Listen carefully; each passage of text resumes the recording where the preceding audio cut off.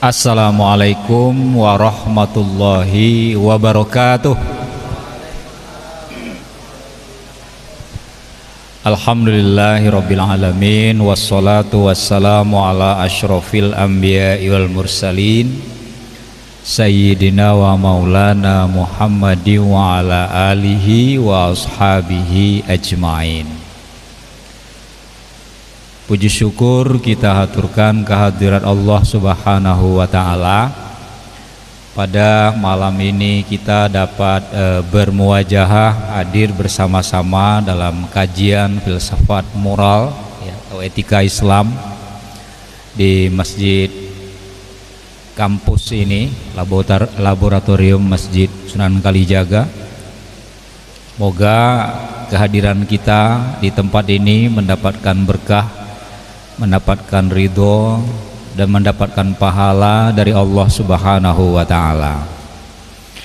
Dan saya sangat appreciate kehadiran saudara-saudara semua pada malam ini walaupun hujan sangat deras di luar sana, tetapi tidak menghalangi kalian untuk hadir di tempat ini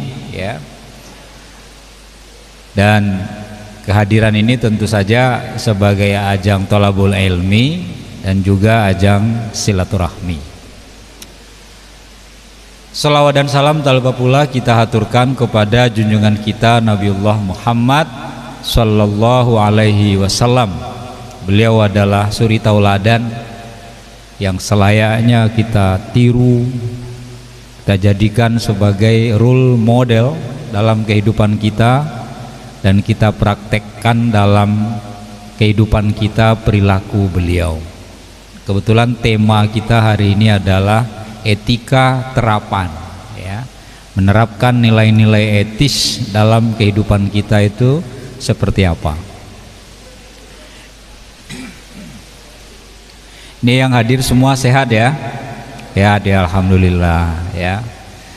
Baik, pada sesi ini kalau kita ingin bicara tentang etika itu memang sangat luas bicara tentang akhlak itu luas. Saya akan mencampur istilah akhlak dan etika pokoknya sebagai sebuah ilmu lah Kalau Islam kita lebih senang menyebut ilmu akhlak Dalam kajian mata kuliah saya, mata kuliah etika, tidak ada masalah itu.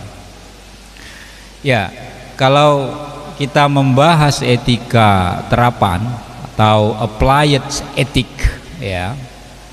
etika terapan itu memang salah satu jenis dari etika yang memang dibahas dalam kajian filsafat moral atau dalam etika.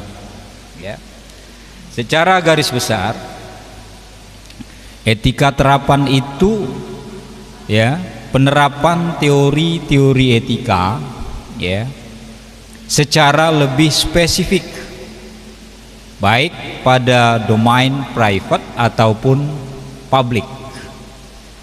Jadi kita memahami etika terapan itu penerapannya teori-teori etika untuk kita pribadi, untuk kita dalam berkehidupan sosial. Kenapa? Kalau kita bicara secara spesifik atau secara umum, karena etika itu juga dibagi pada dua hal, yaitu ada yang namanya etika umum, ada yang namanya etika khusus. Kalau ada umum mesti ada khusus Kalau etika umum itu dia bicarakan mengenai norma dan nilai-nilai moral, kondisi dasar bagi manusia untuk bertindak secara etis, bagaimana manusia mengambil keputusan etis, teori-teori etika, suara hati, dan lain-lain. Itu etika umum, dia bicarakan sangat umum bahasannya. Sementara etika khusus itu merupakan penerapan prinsip-prinsip atau norma-norma dasar moral dalam kehidupan yang bersifat khusus. Dalam kaitan ini, norma dan prinsip moral ditinjau dalam konteks kekhususan bidang kehidupan manusia yang lebih khusus. Jadi ini secara spesifik kalau etika khusus ini. Nah, karena etika terapan itu masuk dalam etika khusus, maka etika terapan merupakan bidang kajian dari etika yang terdiri dari analisa dari masalah-masalah moral yang spesifik dan konvensional. Nanti kita bahas ini istilahnya istilah normatif semua ya penjelasannya, tapi nanti aplikasinya seperti apa kita lihat. Misalnya di dalam etika khusus itu ya, atau etika terapan itu ada berbagai pertanyaan yang diajukan di dalamnya ya. Misalnya pertanyaan tentang apakah melakukan aborsi itu amoral, apakah bedah plastik atau operasi plastik itu bertentangan dengan nilai moral ya. Sekarang kan sudah biasa orang melakukan itu kan. Di Indonesia mungkin orang tidak mau melakukan itu, merubah bentuk muka gitu kan, sehingga bukan hanya orang yang pangling, malaikat yang mau nyabut nyawanya aja pangling loh. Ini dulu tercatat namanya begini, kok wajahnya jadi begini gitu kan, karena sudah berubah dia oplas gitu kan. Banyak kan itu kan, muka bulat bisa jadi tirus, hidung mancung pesek bisa jadi mancung, dagunya tadinya nggak runcing jadi runcing. Jangankan itu, bahkan yang lebih ekstrim orang melakukan operasi transgender itu ya, laki-laki jadi perempuan, perempuan jadi laki-laki. Walaupun menurut kita bisa saja itu adalah orang jadi-jadian kan, karena bisa laki-laki jadi perempuan, perempuan jadi laki-laki, tapi itu biasa terjadi itu ya. Dan di Indonesia pun sudah ada orang yang melakukan itu ya. Nah, ini pertanyaan-pertanyaan sejauh itu. Nah, lalu kalau kita membahas tentang etika terapan itu, maka sebagai etika yang diterapkan nilai-nilainya dalam kehidupan kita, itu tentu saja masuk dalam level praksis atau prakteknya. Karena memang etika itu jangan hanya dipahami teorinya saja. Tidak boleh begini, nggak boleh begitu, tindakan baik tuh begini, tindakan buruk tuh begitu, tapi hanya sekedar teori, tidak ada prakteknya ya. NATO, no action, thought only ya. Jadi hanya membicarakan itu saja tapi nggak ada aksinya, lah buat apa ya. Kita mengerti teori, kita harus mengamalkan teori itu. Kita bisa membedakan mana yang baik, mana yang buruk, tapi kok kita langgar saja yang buruk, kok kita abaikan yang baik, bagi kita kan mengabaikan teori. Seperti banyak di antara kita tahu lampu merah itu berhenti gitu kan, tapi tetap aja bablasan kan. Yang dilihat bukan lampu merahnya, ada polisi nggak ya gitu kan. Di pertigaan kita ini contohnya ya, udah tahu bahwa helm itu adalah kelengkapan kita berkendara. Secara etis kita tahu itu, dan kalau kita langgar itu melanggar nilai moral dan aturan yang sudah ditetapkan. Tapi kita bukan masalah itu yang kita persoalkan. Di simpang itu polisinya sering jaga apa enggak gitu kan. Oh, kalau jam 12 malam nggak ada polisi, yuk naik motor tanpa helm di pertigaan kampus, nggak apa-apa. Kita ngerti teori ya, tapi kita langgar. Padahal kita memakai helm itu bukan karena polisi, itu kelengkapan kita berkendara dan untuk keselamatan kita. Itu loh. Secara etis kita tahu itu, ini untuk keselamatan saya. Kenapa helm yang harus dipakai? Karena organ tubuh kita yang paling penting itu kan kepala ya. Kalau kita terbentur ke aspal, kepala itu kan bahaya ya. Tapi kalau lecet-lecet kaki paling patah gitu ya, paling keseleo. Nah, kalau organ ini harus dilindungi betul ini. Makanya ditaruhnya di atas badan kita yang lain, anggota tubuh kita yang lain, kepala paling atas itu. Makanya itu dijaga. Makanya kalau saya melihat mahasiswa nggak pakai helm, padahal dia ngerti nggak pakai helm itu melanggar aturan. Nah, itu dia nggak menerapkan nilai etis. Sederhananya begitu.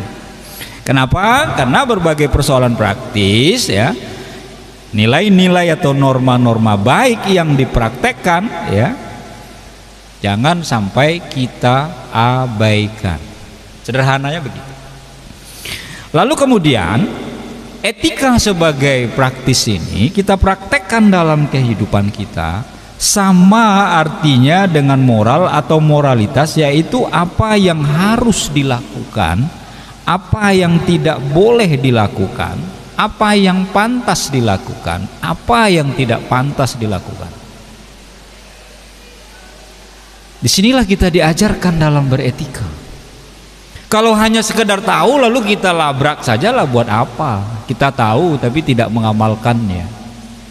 Jangan dipakai ilmu lilin itu loh. Tahu kan ilmu lilin kan? Di sekitarnya dia terangi, tapi dirinya lumer.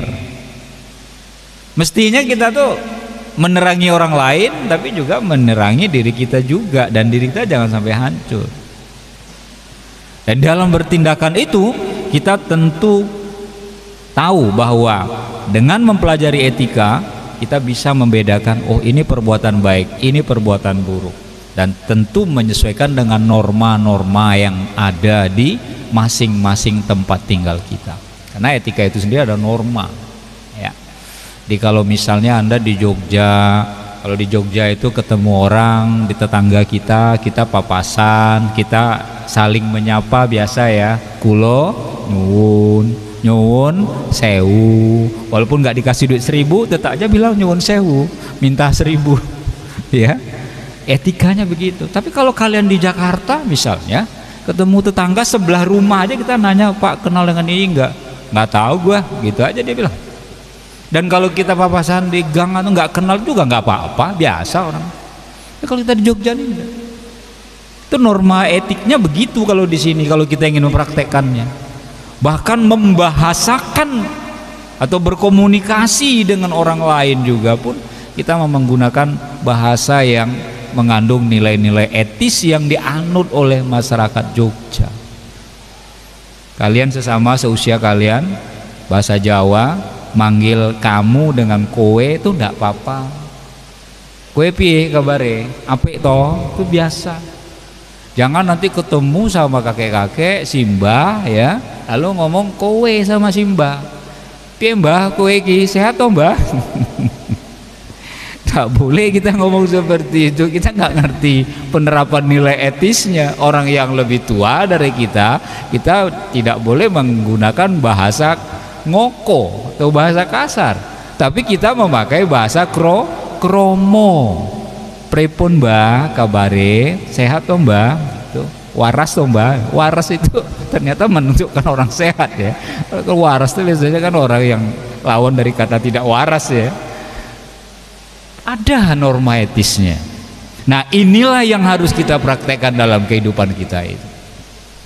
Kadang kita tuh mengerti tapi tidak kita praktekkan ya. Kita kadang-kadang paham tapi kita nggak mau mengamalkan, sehingga dengan ilmu kita dalam menerapkannya kadang-kadang itu yang jarang kita kritisi tentang diri kita sendiri. Padahal sebuah ilmu yang kita pelajari, sebuah konsep yang kita pelajari, jangan hanya sekedar tahu, tapi bagaimana kita mempraktekkan ilmu yang kita miliki itu membuat kita semakin tawadhu. Makanya orang tua kita mengatakan kalau kalian berilmu itu tirulah ilmu padi. Paham kan maksudnya kan? Kalau padi yang berisi itu dia semakin merunduk ya, dia tidak berdiri tegak seperti ini. Kalau padi itu berdiri tegak ada bulirnya, tapi kok dia berdiri tegak tidak merunduk, nggak ada isinya, itu kopong, kosong, hampa. Makanya kalau orang-orang yang nggak berilmu itu berdirinya tegak, dia membusungkan dadanya, simbol sebenarnya itu. Kalau manusia itu disebut sebagai homo symbolicum ya, itu simbol. Makanya kan orang-orang yang sombong itu kan dia bergerak tinggi tegak gini berdiri kan, dan dia menganggap remeh terhadap orang lain. Tetapi kalau orang yang berilmu dia merunduk, dia ketemu sama orang itu salaman aja merunduk dia kayak gitu. Kenapa? Karena dia berilmu, dia mengerti bagaimana menghormati orang lain. Jangan Anda kalau salaman sama orang gini gitu loh, kalau salaman tuh ya agak merunduk dikit. Lebih bagus saya kalau lagian pada orang tua kalian, orang yang lebih tua kalian salim gitu loh, itu yang bagus ya. Ilmu padi Itulah bedanya orang yang berilmu dengan orang yang tidak berilmu. Semakin dia berilmu, semakin alim dia, semakin tawadhu dia dalam kehidupannya. Nah, sekarang kita lihat teori lagi. Apa peran etika terapan itu? Ya, dalam hal apa saja dia berperan? Ada banyak hal ternyata perannya etika terapan itu. Yang pertama adalah adanya pluralisme moral. Jadi sekarang banyak pertanyaan-pertanyaan, boleh nggak sih oplas itu, ya kan? Ada orang merubah wajahnya, padahal dalam hadis Nabi, barang siapa yang merubah wajahnya atau ciptaan Allah, maka nerakalah baginya, gitu kan? Karena dia merubah ciptaan Tuhan. Boleh nggak? Di sini kita harus tahu ilmunya.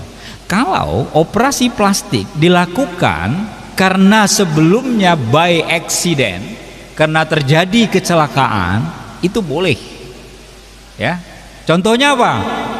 Naik motor banter gitu, ngebut, jatuh, nyium aspal ya toh?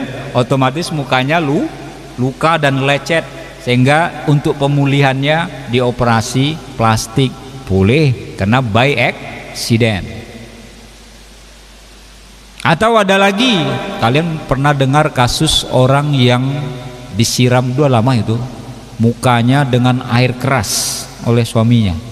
Dulu pernah terjadi, ya kan? Pernah dengar kan? Lalu dilakukan operasi plastik, bentuk mukanya berubah drastis. Ya, orang yang disiram air keras kan, ngerti sendiri lah, air aki. Boleh yang seperti itu, ya. Nah, ini kita harus memahami ini, ya. Banyak tindakan-tindakan yang berkaitan dengan adanya pluralisme moral. Boleh nggak menyikapi hal seperti ini? Belum lagi misalnya operasi yang dilakukan karena bawaan lahir. Contohnya apa? Bibir sumbing. Pernah lihat kan? Dia orang bibir sumbing, bayi lahir tidak normal bibirnya ini, ya, dari lahir, lalu dioperasi supaya bibirnya itu bagus, ya, dan ngomongnya bisa lebih baik, itu dioperasi. Nah, itu boleh. Walaupun ada sebagian orang yang mengatakan, oh itu tidak boleh itu dalam tindakan moral. Wong Tuhan sudah menciptakan dia seperti itu kok. Boleh. Kenapa? Dengan operasi bibir sumbing itu mungkin dia ngomong lebih jelas, dia bicara, ya. Yang kedua, dalam segi estetis lebih membuat dia percaya diri, kan ada manfaatnya. Nah, yang tidak boleh itu yang merubah bentuknya itu benar-benar ekstrim. Dong pesek dimancungin gitu kan, bentuk muka nggak ada rahangnya dibuat rahang yang kekar gitu kan, itu benar-benar merubah. Mohon maaf, ada apa namanya, bokongnya kurang seksi dibikin seksi, ya, bagi darahnya dibuat seksi, itu yang tidak boleh, yang dirubah-rubah seperti itu. Sehingga malaikat pangling tadi itu gitu loh, karena sudah apa, makeover gitu kan, semuanya sudah berubah gitu. Nah, ini yang merubah yang seperti ini yang harus kita bedakan. Saya kalau ada orang yang mengatakan seperti itu tidak boleh, saya kira itu bisa dipahami karena merubah ciptaan Allah secara ekstrim. Coba misalnya, ya, ada orang yang ingin merubah hidungnya yang tadinya pesek jadi mancung. Fungsi hidung itu apa sih? Kan untuk bernapas kan. Emang kalau pesek nggak bisa bernapas? Bisa kan? Tapi orang kan emang kudu mancung gitu, harus kita itu kelihatan ganteng, kelihatan cantik? Nggak juga gitu loh. Allah tuh sudah membuat dengan bagus ciptaan kita terhadap kita, ciptaan Allah terhadap kita. Dan ketika Allah memberikan kekurangan dalam bentuk wajah kita, terkadang dalam bentuk tubuh kita, sesungguhnya Allah sudah memberikan kelebihan-kelebihan pada sisi lain, ya kan? Ada orang yang misalnya, oh badan saya kecil, nggak apa-apa, kalau beli bahan pakaian kan lebih ngirit kan. Ya kan? Kita ambil positifnya. Wah Pak, badan saya gemuk Pak, nggak percaya diri saya. Itu bisa diet kalau pengen kurus. Tapi kan Anda tetap bersyukur mestinya kalau memang bawaannya seperti itu. Kenapa? Karena dengan Anda mengatakan saya gemuk besar, badan saya nggak apa-apa, minimal kan saya kalau tidur nggak pakai kasur nggak apa-apa, badan saya udah empuk gitu kan. Ambil posisi positifnya. Tapi kan kita kan nggak seperti itu. Kita merasa kalau kita nggak sama dengan orang, ya, nggak mainstream kita itu misalnya ya. Wah, kita tuh melakukan hal-hal yang ekstrim. Jadi ini menurut saya yang nggak layak kita lakukan tuh seperti itu. Padahal ketika Allah misalnya memberikan kekurangan mungkin di sisi ini, mungkin Allah memberikan kelebihan kita di sisi-sisi yang lain.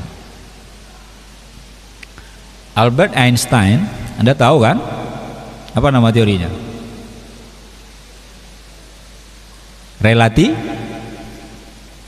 Relativisme ya, teori dia. Dia tuh anak autis dia itu aslinya. Tapi dia bisa menjelma menjadi orang yang pintar dan cerdas seperti itu. Coba Anda baca tentang Albert Einstein, ya.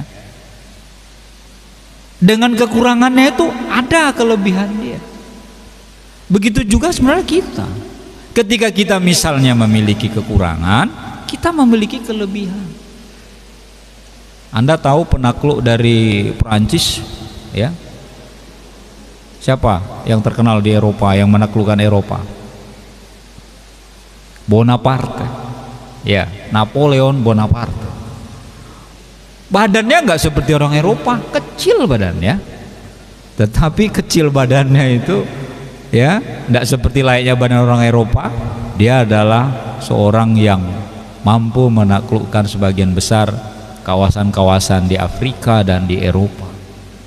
Jadi jangan kita melihat sesuatu itu dari sisi kurangnya, dari sisi minimnya, padahal di sisi lain kita punya banyak kelebihan sesungguhnya. Nah, lalu kemudian ya, etika terapan itu berperan dalam menghadapi apa? Timbulnya masalah-masalah etis baru. Ada orang yang penyakitnya nggak sembuh-sembuh, diobati, berobat ke sana nggak sembuh, berobat ahli ini nggak sembuh. Ini gimana cara ngobatinya? Boleh nggak yang kayak gini ini dilakukan dengan eutanasia? Ya, tahu eutanasia ya? Jadi orang yang minta dirinya itu dibunuh, tapi secara baik. Ya, kalau dalam bahasa Arabnya itu disebut dengan qatlur rahmah. Jadi mati indah. Boleh nggak? Gitu kan? Orang di Eropa sudah biasa melakukan itu. Udahlah, saya nggak bisa diobati ini, tembak aja lah saya. Dior. Dalam Islam gimana? Gitu kan? Nah, ini kan persoalan-persoalan baru. Timbulnya masalah-masalah baru. Nilai-nilai yang berkait dengan nilai etis. Etis nggak? Dan ternyata persoalan ini juga terjadi di sekeliling kita. Contoh apa? Orang miskin berobat di rumah sakit, dia harus, karena penyakitnya berat, banyak alat-alat yang dipasangkan di tubuhnya. Dan alat-alat yang dipasangkan untuk penopang kehidupan dia itu mulai dari infus, mulai dari cairan macam-macam, mulai pokoknya macam-macam lah, alat-alat berat lah ya dalam dunia kesehatan. Tapi dia orang miskin, tidak sanggup keluarganya membiayainya. Kalau nanti duit orang miskin itu dibiayai untuk membiayai si sakit yang miskin tadi itu, habis tanahnya dijual. Sementara keluarganya masih banyak dan butuh untuk hidup juga warisannya. Apa yang dilakukan? Udahlah Pak Dokter, kami nggak sanggup membayarnya, copot sajalah alat-alat penopang kehidupannya itu. Nah pertanyaannya, apakah ini juga termasuk dalam euthanasia? Tentu kita akan melihat mana mudaratnya, mana maslahahnya. Ya kalau udah nggak sanggup ngapain dipaksakan? Yang mati udah tua, udah pasti mati. Nah yang hidup masih banyak. Apa hanya untuk mengurus dia, sementara itu nanti berombongan mati karena nggak ada yang dimakan lagi, karena dijual semua untuk ngobati dia. Nah ini persoalan-persoalan yang baru yang muncul. Kemudian datangnya hantaman gelombang modernisasi. Jadi modernisasi ini menimbulkan berbagai macam persoalan nilai etis yang mesti kita terapkan itu. Sesuai enggak? Layak enggak kita melakukan ini di kondisi seperti ini? Saya pernah ditanya oleh mahasiswa, Pak Taufik, kita kan nggak boleh membawa Al-Quran ke dalam kamar mandi, itu kan. Nah, sementara di HP kita ini, di smartphone kita itu kan ada Al-Qurannya kan, sudah saya install di dalamnya aplikasinya. Terus kalau saya tinggal di luar HP saya masuk ke kamar mandi masjid, masuk kamar mandi umum gitu ya, saya taruh HP saya di luar. Jangankan 1 menit, 1 detik hilang tuh. Iya toh. Nah, lalu saya bilang sederhananya, Mas, itu kan bukan mushaf, ada Al-Quran di HP itu bukan mushaf, ya, dia cuma digital. Lalu kemudian kalau itu saya memperumpamakan sama dengan kayak kita menghafal Quran. Kita kan menghafal Quran, apalagi kalian kan banyak anak-anak usuluddin, anak-anak syariah, dakwah banyak kan, hafizoh kan. Kalau Al-Quran itu di kepalanya, lalu dia masuk ke kamar mandi, dia pipis, laki atau perempuan, kepalanya di luar gitu, supaya nggak masuk ke dalam. Kan tidak juga, saya bilang kan, kalian masuk kamar mandi kepalanya dibawa lah, masa ditinggal? Padahal sini hafalan Quran semua ini. Nah, saya menganalogikannya seperti itu. Jadi jangan kamu karena berpikir bahwa HP itu ada Al-Quran, ini ada Al-Quran saya tinggal di luar, wassalam nanti HP-mu, saya bilang. Bawa aja ke dalam, nggak apa-apa, kecuali kamu punya Al-Quran kecil lalu kamu bawa ke kamar mandi gitu ya untuk menghormati Al-Quran, jangan. Taruhlah Al-Quran itu di luar atau titipkan sama temannya. Nah, ini kan persoalan-persoalan di era modern kan. Orang-orang dulu nggak ngerti bahwa Al-Quran itu ada di HP. Kita mungkin sering seuzon sama orang kan, ada orang Islami pakaiannya, tapi dia pakai HP serius, orang di ceramah di masjid atau dia asik dengan HP-nya gitu kan. Ternyata dia sedang membaca Al-Quran. Kan di era modern itu kan, nggak perlu kalian bawa Al-Quran, mushaf Al-Quran pergi kemana-mana lalu dibaca gitu, kelihatan banget soleh dan solehahnya kan, nggak perlu itu. Kalian di bandara, kalian di stasiun, kalian di terminal sambil nunggu kendaraannya datang, kalian baca Al-Quran melalui itu persoalan modernisasi. Nah, itu beberapa soal ya. Kemudian adanya tawaran berbagai ideologi. Nah, kalau ini sifatnya sangat umum, jadi persoalan-persoalan etika terapan itu berperan dalam menghadapi ada tawaran ideologi ini seperti apa. Misalnya ya, misalnya memilih pemimpin, misalnya kayak kita di Indonesia, Anda besok misalnya menjadi caleg gitu kan, itu bukan persaingan antara pintar dan tidak, Anda profesor, doktor segala macam, enggak, tetapi kalian bisa menjadi anggota legislatif bila kalian memiliki suara yang sudah ditentukan untuk mendapatkan satu kursi, ya kan? Persoalan dia orang baik atau tidak, dia Islamnya KTP atau tidak, itu tidak masalah. Yang penting dia bisa meraup suara yang ditentukan. Oh, ini orang soleh loh, tapi dia nggak punya duit gitu kan, dipastikan gak jadi gitu. Apalagi kalau nggak ada kampanye, dia kemana-mana biar tahu orang kan, butuh baliho, butuh sosialisasi, butuh tim sukses segala macam. Kalau itu nggak dilakukan ya nggak bisa. Nah, sehingga secara etisnya jangan Anda pikir mestinya yang jadi anggota dewan itu dia loh orangnya baik, mengerti akhlak karimah dan menjauhi akhlak mazmumah gitu kan, orang terdidik, orang soleh, mestinya dia loh. Kenapa si anu ya? Padahal dia kan bukan orang baik, tapi dia suaranya mayoritas, dia mendapatkan suara itu, dialah yang terpilih. Maka saya kadang mengatakan bahwa apa yang dikatakan oleh Plato berapa puluh abad yang lalu sulit untuk diwujudkan sekarang ini. Apa kata Plato? Pemimpin yang baik itu mestinya adalah siapa? Filsuf. Karena filsuf itu kan cinta pada kebijaksanaan, pilos dan sopos, atau pilen dan sophia. Pilen artinya cinta, sophia, sopos itu adalah kebijaksanaan. Orang yang berfilsafat itu adalah orang yang cinta kepada kebijaksanaan, dan orang yang cinta pada kebijaksanaan tentulah orang-orang yang bijaksana. Dan filsuf itu bodoh apa pinter? Pinter. Makanya wajar kalau Plato mengatakan pemimpin yang baik itu adalah filsuf. Sekarang sulit filsuf jadi pemimpin. Bukan saya pesimis ya, mana tahu Pak Taufik jadi anggota caleg, enggak gitu, saya nggak pengen lah, saya biar aja pengajar kalian aja lah gitu kan ya, di halakoh seperti ini gitu. Plato udah mengatakan begitu berapa puluh abad yang lalu. Oke, nah sekarang ini yang menarik, ini yang ingin saya sampaikan kepada kalian. Ada 5 alasan orang menerapkan etika. Ada 5 alasan orang tidak mau melakukan yang namanya etika terapan. Mudah-mudahan kita nggak masuk ya. Apa itu 5 orang yang enggan menerapkan applied etika itu? Yang pertama adalah takut dikira sok alim. Iya nggak? Ah, sok alim kamu, gitu kan? Padahal kalau kita berbaik itu bukan sok alim. Memang susah kadang-kadang hidup di dunia ini. Mau kemana? Mau ke masjid, alah gitu aja gaya, gitu kan? Mau kemana? Oh, kajian dong, alah mau gitu aja sok-sokan, cuma menghadiri kajian seperti itu, gitu kan? Kemana? Ke Masjid UIN kajian, dibilang orang macam-macam. Jadi akhirnya mau ikut kajian aja malu-malu gitu, sembunyi-sembunyi. Mau kemana? Ke Masjid Sudirman dengan Pak Faiz misalnya kan? Tak mau bilang gitu loh, nak dikira sok filsuf, gitu loh. Ada yang beranggapan seperti itu. Maka kalau kalian ingin menjadi orang berilmu, apapun kata orang, biarkan aja. Asal yang kalian lakukan itu adalah hal yang benar. Biarkan anjing menggonggong, kabilah tetap berlalu, gitu loh. Nah biasanya orang enggan itu menerapkan nilai etis itu gitu.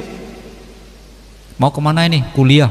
Pas nyebrang di jalan itu ada juga nenek-nenek mau nyebrang, tapi dia takut nyebrang, rame kan jalan kita ini, jalan Solo ini gitu kan. Tolong tuh, enggak, nanti dikira saya sok baik lagi gitu kan.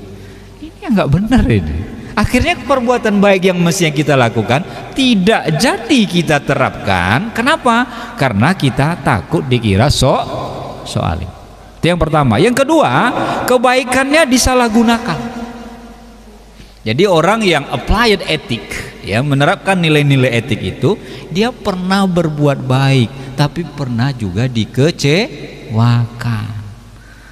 Insya Allah di sini nggak ada yang seperti itu ya.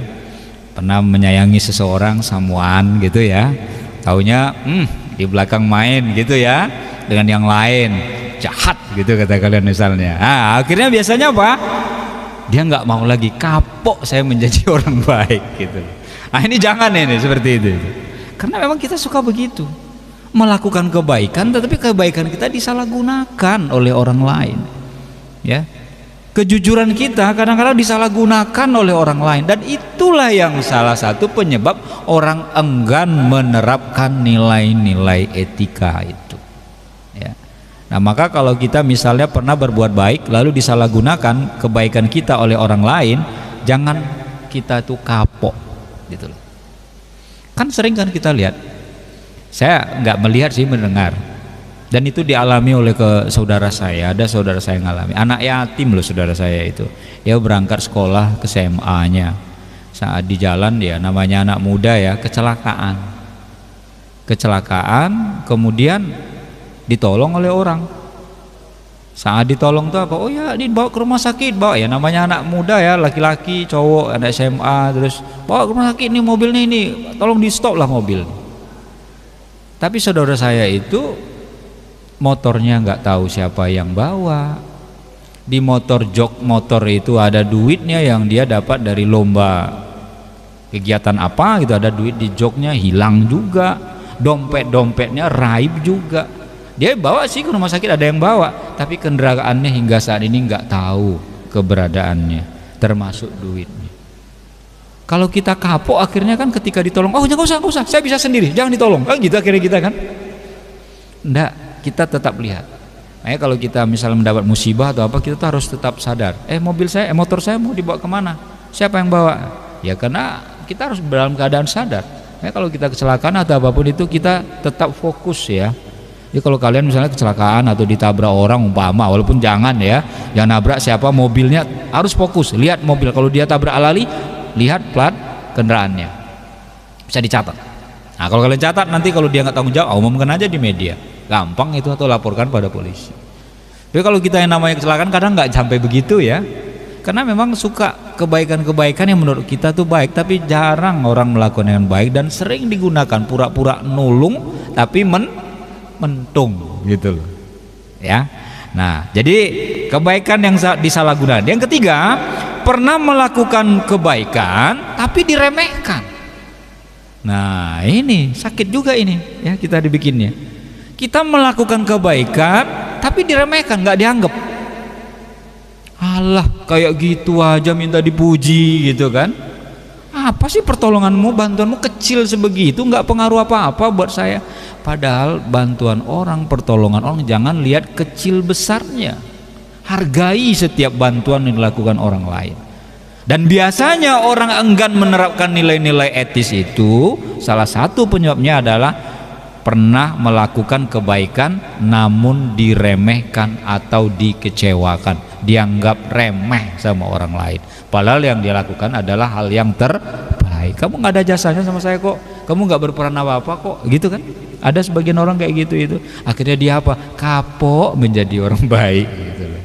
Nah lalu yang berikutnya adalah berbuat baik justru tertindas. Pernah ngalami kan? Nah, ada. Kita menolong orang, melakukan kebaikan orang, ya misalnya gini, kita ngejar maling, nguber maling gitu kan, kita ikut, oh maling, kita ikut ngejar, malah kita yang ngejar dikira kita malingnya, malah digebui orang bersama, malingnya malah selamat. Ya. Sering itu terjadi kayak gitu, itu maling teriak maling, ya, sehingga yang jadi korban bukan malingnya tapi malah orang yang menolongnya. Berbuat baik justru tertindas. Ini kalau contoh lain sih banyak. Contohnya anak tiri gitu kan, baik pada ibu tirinya tapi ditindas aja sama ibu tirinya kan, ditindas aja saudara tirinya gitu loh. Ini juga sering terjadi nih, walaupun tidak semua juga ibu tiri seperti itu kan. Nah lalu yang terakhir adalah bertemu dengan orang yang tidak tahu terima kasih. Kapok orang biasanya menerapkan nilai etis. Jadi berkawan dengan orang yang nggak pernah berterima kasih, dipinjamin motor, waktu dibawa bensinnya full tank, begitu pulang habis gitu kan. Bahkan pulangnya nganternya nuntun lagi kan, karena nggak ada diisi gitu kan. Nah biasanya orang-orang seperti itu ogah lagi berbuat baik. Kalau begitu saya tidak akan minjamkan motor pada kawan saya. Pinjamin uang dong, saya wesel saya belum ditransfer nih duit saya oleh orang tua saya, oke dipinjamin gitu kan. Tapi begitu misalnya kapan dibayar, besok, begitu kita tanya gimana, sudah ada belum uang saya, tolong kembalikan dong, uang saya udah habis nih, kamu janjinya tanggal ini. Malah yang galak itu bukan yang meminjamkan, malah yang minjam lebih galak dari yang meminjamkan. Nah ini terjadi ini menurut saya, ya kan. Jangankan kalian muda-muda, kadang-kadang di kampung-kampung kita juga punya tetangga seperti itu. Dipinjamnya tangga kita gitu kan, katanya berapa hari, lalu kita minta, Pak sudah tangganya belum, ini boleh dipinjam apa enggak ini gitu kan. Padahal dia minjam sudah berhari-hari, malah yang minjam lebih galak daripada yang meminjamkan. Nah jadi ini kadang-kadang yang menjadi alasan orang untuk tidak mau atau enggan menerapkan nilai-nilai etis. Tapi di closing statement ini saya ingin katakan, etika terapan itu mengajarkan kepada kita bahwa jangan hanya mengenal teori-teori etis, tapi terapkan dalam kehidupan kita pada level praksisnya. Dan kita dengan belajar etika, kita membedakan mana nilai-nilai etis yang baik kita lakukan, mana yang seharusnya kita tinggalkan. Mungkin itu yang dapat saya sampaikan. Nah, nanti kalau ada diskusi ya, 1-2 pertanyaan atau tanggapan, silakan, monggo.